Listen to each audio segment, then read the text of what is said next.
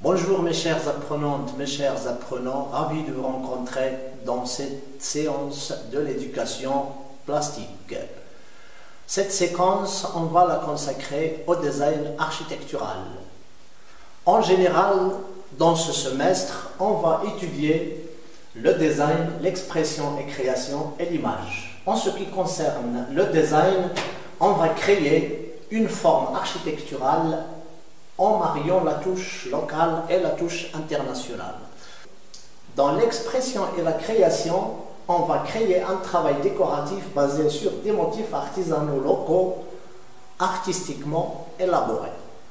En ce qui concerne l'image, on va réaliser une bande dessinée. Vous avez déjà vu le design, surtout le design commercial, et on va aboutir à une autre forme de design, c'est le design architectural. On va commencer comme d'habitude par la problématique. L'art de la construction des abris est un acte connu depuis les anciennes civilisations. Un architecte vous demande de l'aide pour la recherche du design d'une maison. Pour cela, il vous faudra réaliser une maquette en vous basant sur le style architectural du sud du Maroc. Voilà, c'est la problématique que je vous ai choisie aujourd'hui. Activité de compréhension. D'abord, vous allez lire silencieusement le texte. Il faut bien saisir, il faut bien comprendre de quoi il s'agit. Ensuite, soulignement des mots incompréhensibles.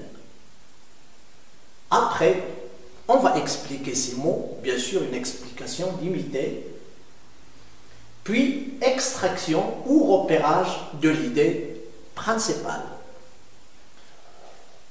La phase suivante concerne la recherche graphique. Ça veut dire que vous allez effectuer un dessin en répondant à ce que la problématique demande en vous. Alors, vous allez effectuer une réponse à la problématique en vous appuyant sur ce que vous avez compris et sur vos acquis sous forme de dessin sur vos cahiers ou sur vos feuilles de crayon. On accède à l'activité de communication. Ça veut dire après vos recherches, on va choisir quelques dessins et on va parler ensemble. Exposition de quelques travaux d'élèves qu'ils vont décrire, analyser et critiquer selon la demande de la problématique. C'est une préévaluation importante avant la réalisation finale. Cette préévaluation nous mène ensemble à en retirer des notions et des contenus indispensables pour un travail approprié en vue des notions fondamentales connues dans le monde du design afin de proposer une réponse convenable à la problématique. Ça veut dire que après la discussion, après l'analyse, après la critique qu'on a effectuée ensemble, à partir de quelques exemples que vous avez effectués, on va essayer de répondre à ces questions par oui ou non. Toujours, la problématique restera la référence pour l'analyse des dessins. La critique et la recherche des notions fondamentales qui seront les bases constructives du travail final. Il ne faut jamais s'éloigner de la problématique. Il y a des questions que vous allez toujours poser à vous-même pour faciliter l'analyse et la critique. Exemple de question.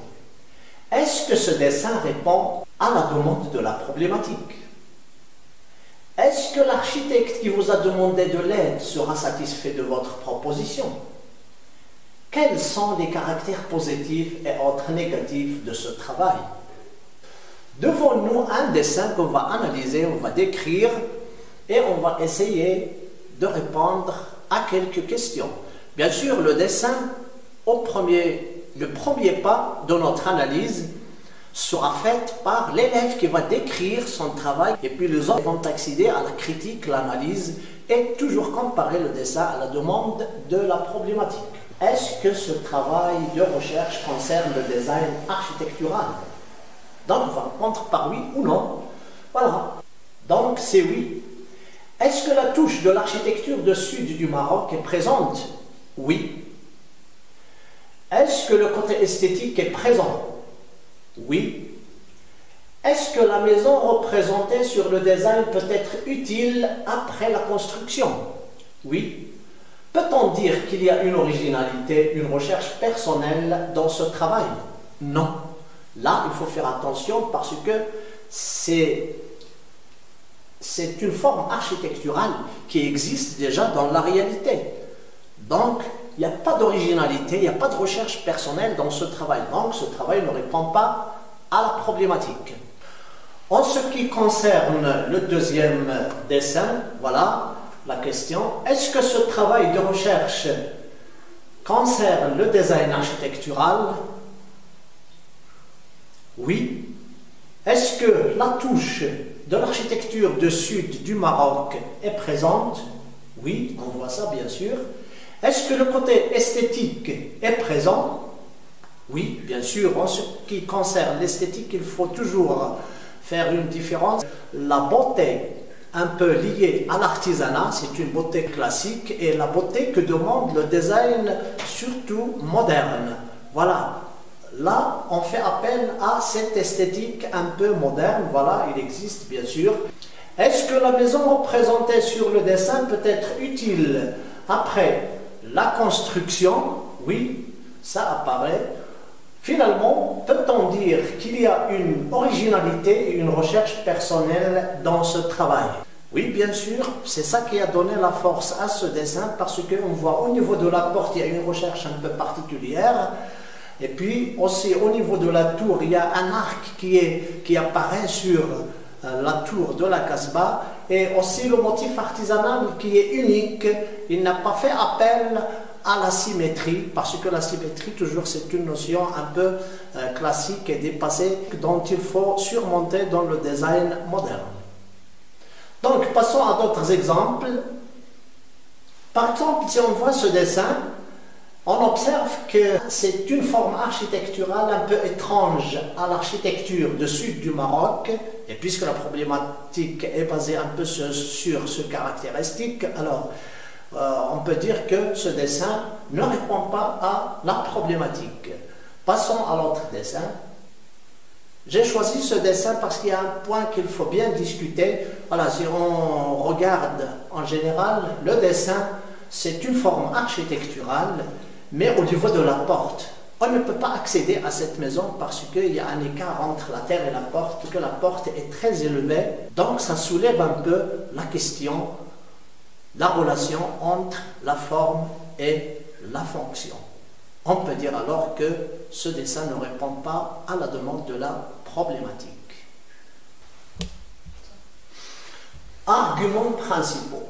Maintenant que vous avez participé à l'analyse, la description et la critique des travaux, essayons tous ensemble de découvrir les contenus et les notions fondamentales qui seront les bases de la réalisation du travail final. Donc, à travers cette conversation qu'on a créée en classe, on a découvert ensemble quelques notions qui nous seront utiles pour la création finale. Par exemple, la simplicité, l'esthétique, la relation entre la forme et la fonction, l'originalité.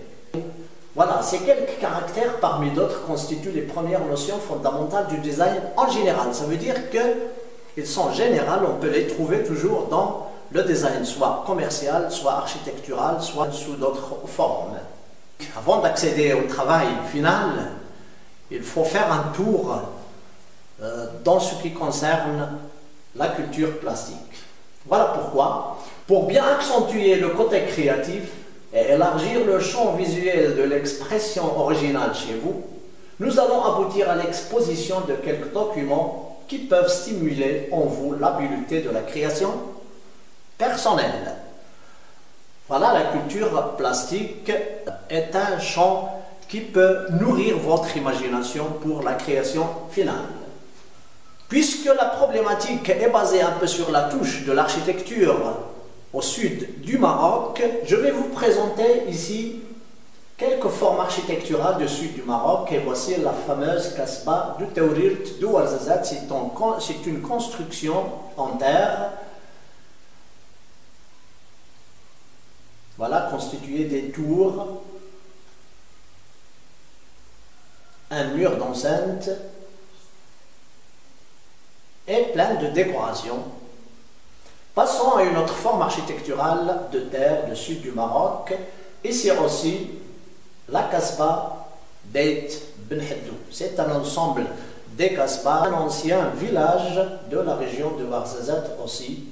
C'est un endroit qui attire beaucoup de films pour la région. L'architecture du sud du Maroc a attiré beaucoup d'artistes, soit les artistes classiques, les artistes contemporains. Ici, on a une très très belle référence qui est Jacques Majorelle. C'est quelqu'un qui aime beaucoup le sud du Maroc. Il a passé des années à la Kasbah de Taourirt et puis à Marrakech. Et voilà sa façon de voir l'architecture du sud. Passons à un autre exemple. Voilà, Hicham El Mansour, ça concerne la vue un peu moderne de l'architecture du sud du Maroc. Voilà, puisque la problématique demande à nous de faire un travail en volume, ça veut dire une maquette, je vais aussi exposer devant vous quelques maquettes concernant l'architecture du Sud et aussi la façon dont on fait des maquettes. Voilà, commençons par cette maquette très belle de la Kasbah. Voilà. Ces maquettes que vous voyez ici ne répondent pas à notre problématique.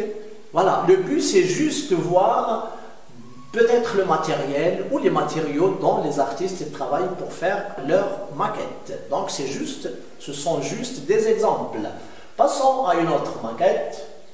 Voilà, vous voyez, c'est une maquette faite à base de l'argile. Un autre exemple. Bon, ici on vous montre comment les artistes qui travaillent sur le design des maquettes, le design architectural des maquettes. Voilà, ça ne concerne pas l'architecture du sud du Maroc, mais c'est juste un exemple pour voir la façon de travailler aussi les matériaux qu'utilisent les artistes. Voilà notre travail qui concerne le design architectural moderne. Aussi, ça ne concerne pas notre problématique, mais c'est juste donner une idée, une imagination de ce design futuriste, moderne, concernant l'architecture.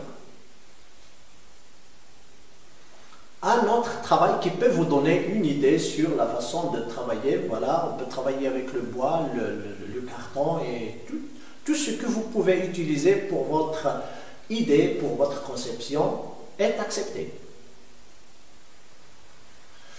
On accède maintenant, après avoir vu ces maquettes, à la technique de travail.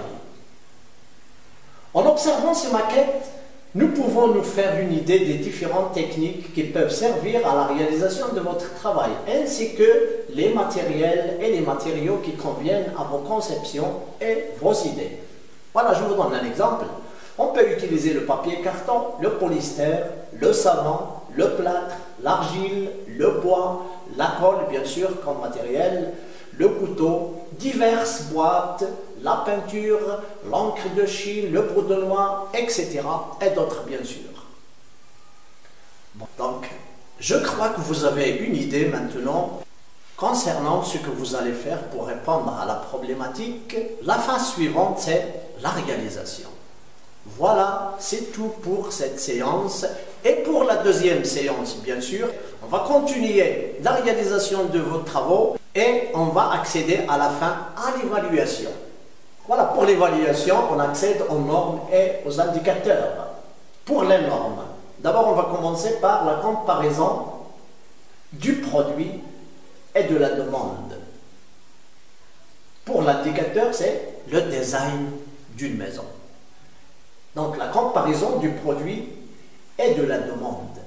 Est-ce que ce travail, par exemple, répond à la problématique? Le produit qui est le travail, est-ce qu'il répond à la demande de la problématique qui est la création du design d'une maison? Deuxième norme, c'est l'intégration des contenus liés à la problématique. On a extrait lors de la conversation des notions fondamentales des contenus. Alors, est-ce que ces contenus sont intégrés dans votre produit, dans votre travail? Bien sûr, c'est la création. Ici, on fait appel à la problématique toujours, c'est la création du design d'une maison avec la présence des caractéristiques de l'architecture du sud du Maroc. Troisième norme, composition et mise en œuvre des arguments de la réalisation. Ça, c'est très important parce que ça concerne l'imagination, le travail personnel, l'habileté de l'élève. Et on prend quelques points, par exemple, comment vous avez exploité les surfaces. Est-ce qu'il y a une organisation équilibrée entre les formes et les surfaces? L'exploitation des couleurs aussi. La technique et la réalisation de travail. Tout ça, c'est très important dans l'évaluation d'un travail.